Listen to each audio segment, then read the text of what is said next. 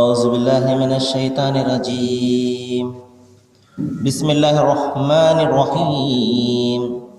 بئس ما اشتروا به أنفسهم أن يكفروا بما أنزل الله بغيا أن ينزل الله من فضله على من يشاء من عباده فباءوا بغضب على غضب وللكافرين عذاب مهين.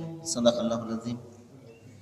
అనంత కరుణామయుడు, అపార కృపాశీలుడు, పాలకుడు, పోషకుడు, సర్వలోక ప్రభు అయిన అల్లాహ్ శుభనామంతో ప్రారంభిస్తున్నాను. సోదరులారా, సోదరిమణులారా, అయ్యలారా, అమ్మలారా, అస్సలాము అలైకుం రహమతుల్లాహి వబరకాతుహు. సర్వలోక ప్రభు అయిన అల్లాహ్ మన అందరి జీవితాలలో శాంతిని, శుభాలను, కరుణను కురిపించునుగాక. ఆమీన్. ఇంతవరకు మీ ముందు మానవ మహోపకారి, మహాప్రవక్త, దేవుని అంతిమ ప్రవక్త అయిన కారుణ్యమూర్తి ముహమ్మద్ సల్లల్లాహు అలైహి వసల్లం వారి మీద విశ్వప్రభువు అల్లాహ్ అవతరింపజేసినటువంటి మానవులందరి చివరి మార్గదర్శక గ్రంథం దివ్య ఖురాన్ నుండి 2వ అధ్యాయం 90వ వాక్యం యొక్క అరబ్బీ మూలంను మీ ముందు పట్టించడం జరిగింది. దీని తెలుగు అనువాదం: తమ హృదయాలను తృప్తిపరచడానికి వారు అనుసరించే మార్గము ఎంత నీచమైనది. అల్లాహ్ తన ఇష్టానుసారము తన దాసులలో ఒకరిపై తన అనుగ్రహం అవతరింపజేశాడనే ద్వేషం వల్ల వారు అల్లాహ్ పంపిన ఉపదేశాలను తిరస్కరిస్తున్నారు. కనుక వారు ఆగ్రహంపై ఆగ్రహానికి గురయ్యారు. ఇటువంటి అవిశ్వాసులకు తీవ్రమైనటువంటి పరాభవంతో కూడిన శిక్ష పడుతుంది. సోదరులారా, నిన్న మనము చర్చించుకోవడం జరిగింది అంతిమ ప్రవక్త, కారుణ్యమూర్తి, మహాప్రవక్త ముహమ్మద్ సల్లల్లాహు అలైహి వసల్లం వారి యొక్క రాకడకు సంబంధించినటువంటి ప్రవచనాలు ఖురాన్ కంటే ముందు వచ్చినటువంటి గ్రంథాలలో దైవము చెప్పడం జరిగింది. మరి అంతేకాకుండా ఆ ఇజ్రాయెల్ జాతి వారు ఒక ప్రవక్తను గురించి ఎదురు చూసేవారు, ఒక ప్రవక్త రాకను గురించి దైవాన్ని ప్రార్థించేవారు. కానీ తీరా దైవము ఆ ప్రవక్తను పంపిన తర్వాత వారు గ్రహించినప్పటికీ కూడా ఏ విధంగా అయితే తమ సంతానాన్ని వారు గ్రహిస్తారో ఆ విధంగా ప్రవక్త ముహమ్మద్ సల్లల్లాహు అలైహి వసల్లం వారిని దేవుని అంతిమ ప్రవక్తగా వారు గ్రహించినప్పటికీ కూడా వారు ఆయనను తిరస్కరించడం జరిగింది. దీనికి కారణం ఏమిటంటే దైవం ఇక్కడ చెప్తున్నాడు, అల్లాహ్ తన ఇష్టానుసారం తన దాసులలో ఒకరిపై తన అనుగ్రహాన్ని అవతరింపజేశాడనే ద్వేషం. అంటే మా జాతి నుండి ప్రవక్త ఉద్భవించలేదు, మేము తక్కువగా భావించే అరబ్బు జాతి నుండి ప్రవక్తను ఉద్భవింపజేశాడు అన్న ద్వేషం వల్ల.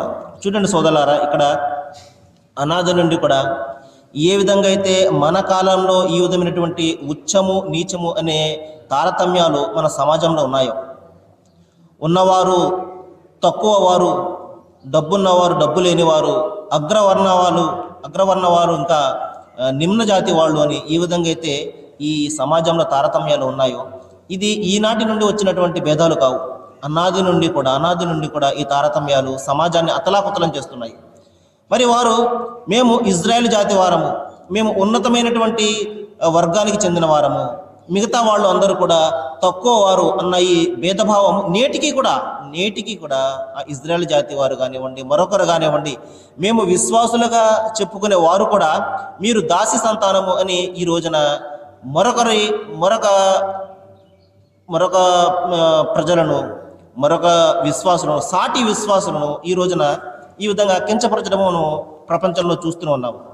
సోదరులారా, ప్రధానంగా ఒక విషయం జ్ఞాపకం పెట్టుకోండి, దైవం దృష్టిలో అందరూ కూడా సమానమే. దైవం వద్ద చేర్చేది అతని విశ్వాసము, అతని భక్తి మాత్రమే. ఏ విధమైనటువంటి తారతమ్యాలు దైవం వద్ద ఉండవు. దైవం ఇదే ఇక్కడ విషయాన్ని జ్ఞాపకం చేస్తున్నాడు. వీరు సన్మార్గానికి బదులు అపమార్గాన్ని కొనుక్కున్నారు.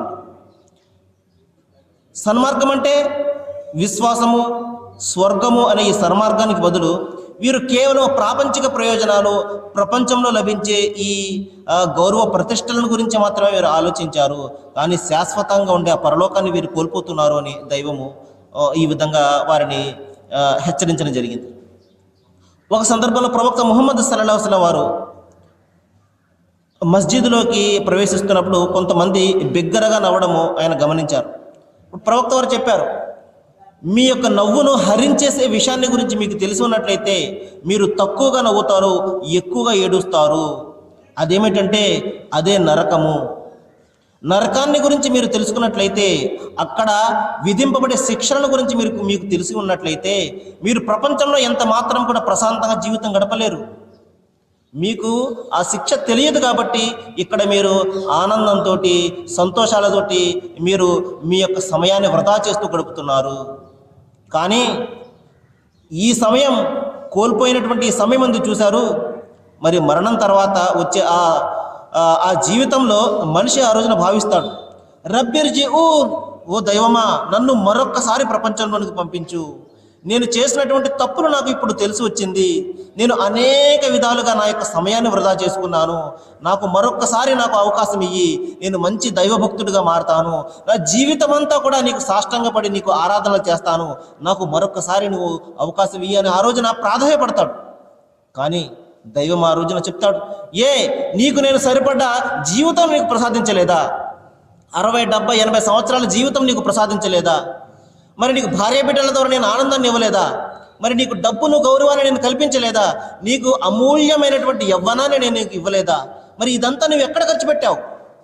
ఆ రోజున ప్రశ్నించినప్పుడు, ఓ దైవమా నేను నా ఆత్మకు అన్యాయం చేసుకున్నాను, నా తప్పు నాకు తెలిసి వచ్చింది, మరొక్కసారి అవకాశం ఇయ్యి అనగానే అవకాశం అనేది ఎంత మాత్రం కూడా ఇవ్వబడదు.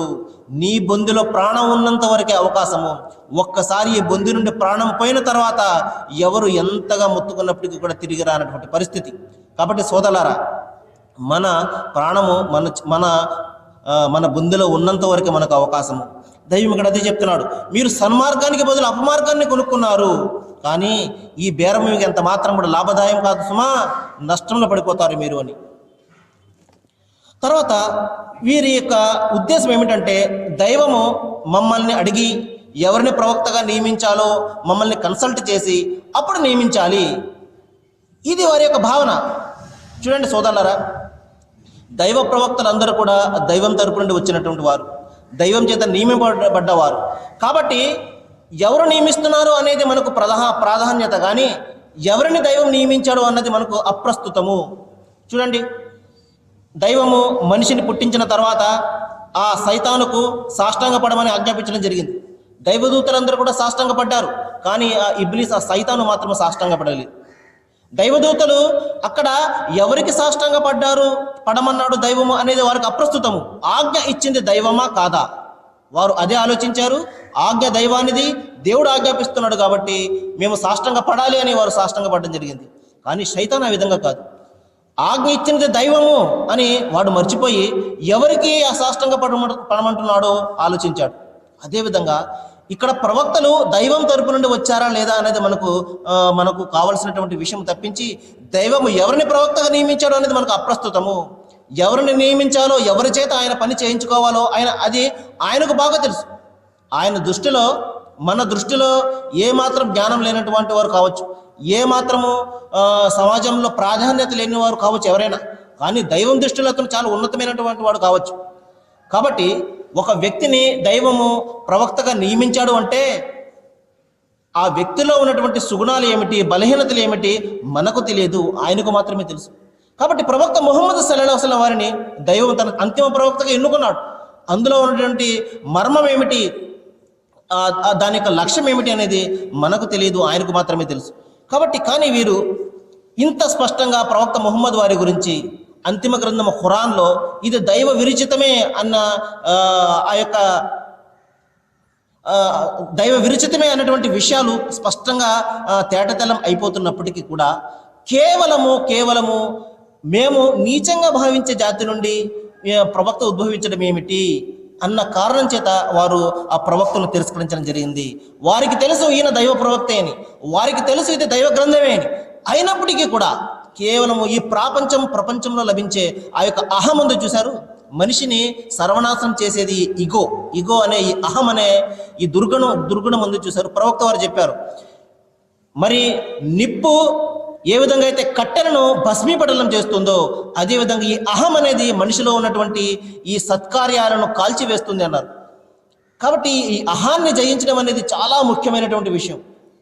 కాబట్టి వారు తమ యొక్క ఈ అహాన్ని తృప్తిపరచడం కోసము తమ పరలోకాన్ని వారు అమ్మేశారు.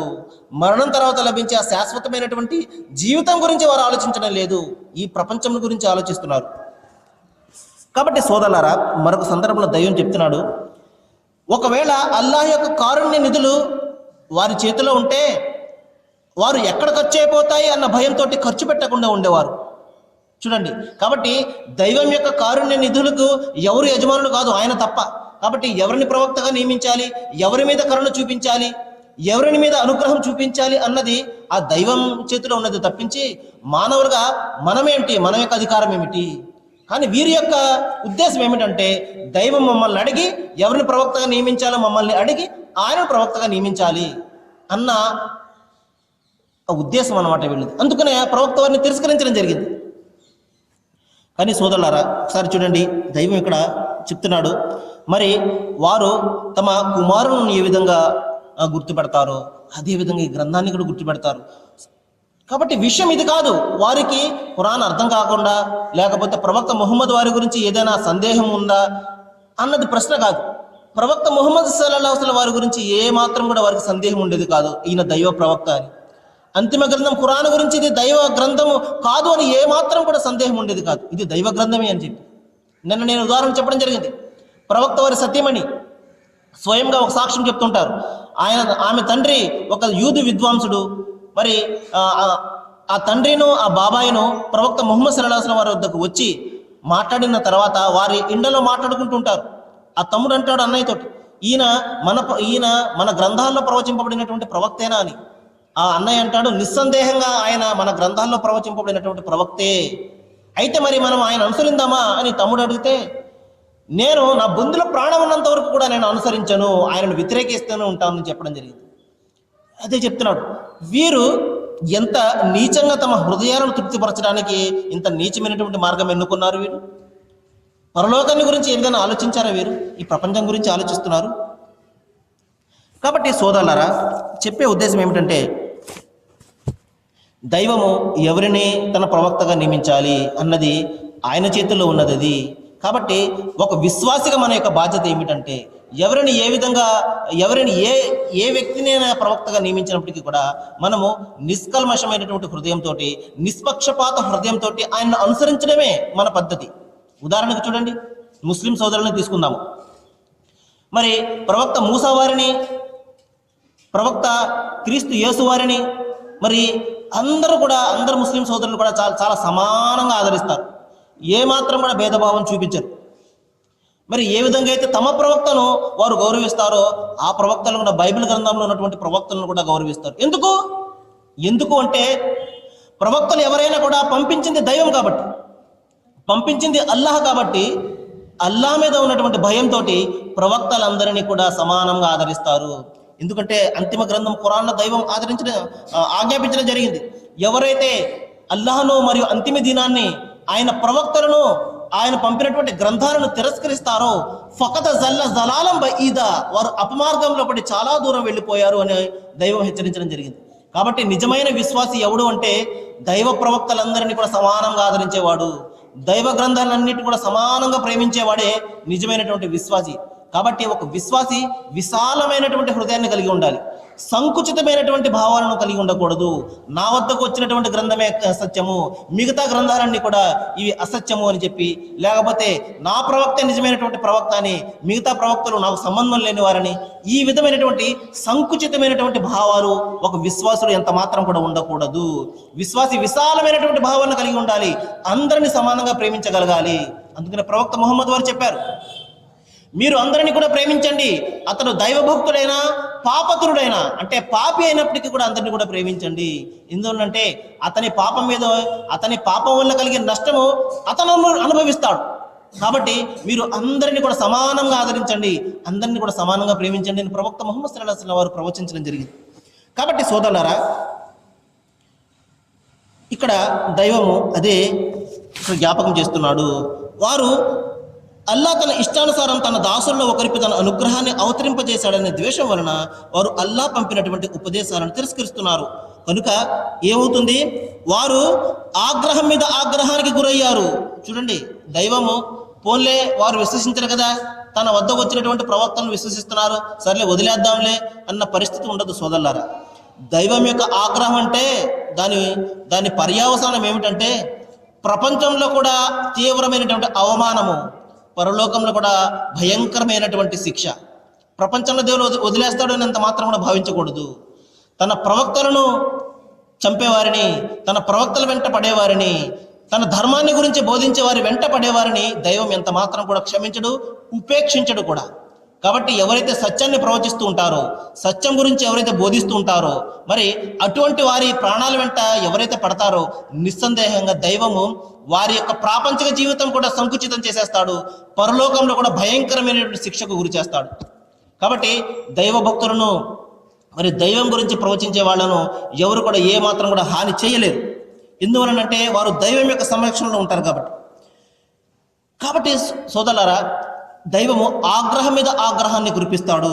ప్రవక్త ముహమ్మద్ సల్లల్లాహు అలైహి వసల్లం వారు ఒక సందర్భంలో చెప్పారు. ఒక సందర్భంలో ఒక స్త్రీ తన బిడ్డను కోల్పోతుంది. తన బిడ్డను కోల్పోయి మరి ఆ బిడ్డను వెతుకుతూ కనబడిన ప్రతి బిడ్డను కూడా తన గుండెలకు హత్తుకుని తిరుగుతూ ఉంటుంది. ప్రవక్త ముహమ్మద్ సల్లల్లాహు అలైహి వసల్లం వారు ఆ స్త్రీని చూపించి కన్నీరు కార్చి తన శిష్యులతో చెప్తారు, శిష్యులారా చూశారు కదా ఆ తల్లిని ఏ విధంగా ప్రతి గుండెను కూడా హత్తుకుంటుందో, ప్రతి బిడ్డను కూడా తన గుండెకు హత్తుకుంటుందో చూశారు కదా.